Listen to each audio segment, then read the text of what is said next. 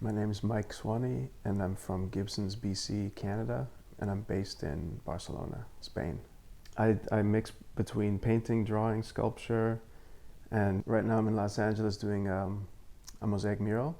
I think I like them all for different reasons, but I like to have them all going because they complement and contrast one another. I like the scale and participative element of the mosaic murals, to get other people involved and then bringing materials and recycling materials.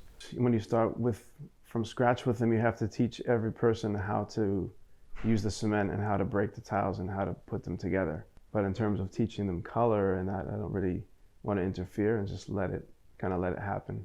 They often change the drawing in ways that I wouldn't have done and wouldn't have been able to do, and that produces like more authentic results, I think.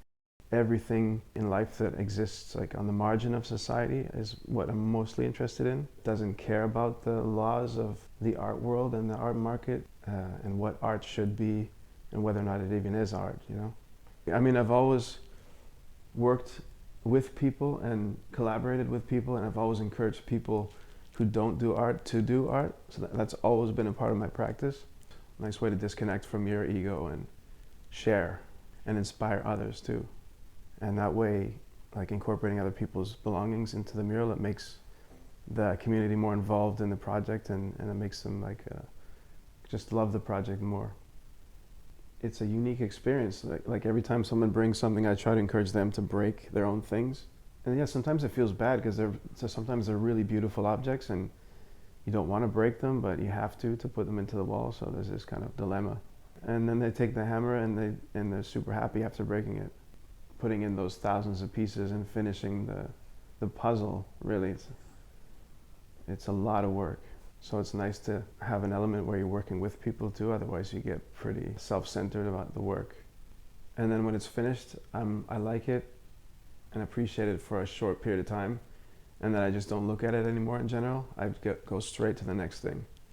So I don't like relish in whether the artwork is good or not. The most normal thing that happens is my favorite works are the least favorite works of others. And so those are the ones I usually keep for myself. It works out perfectly. I like these murals because you're working really up close and in a lot of intricate detail and not thinking too much about the overall composition until you step back. And then you can really appreciate it then. Yeah, I never really need to look for inspiration. It's just always there. Just keep your eyes open and look around a lot and observe everything, every little detail.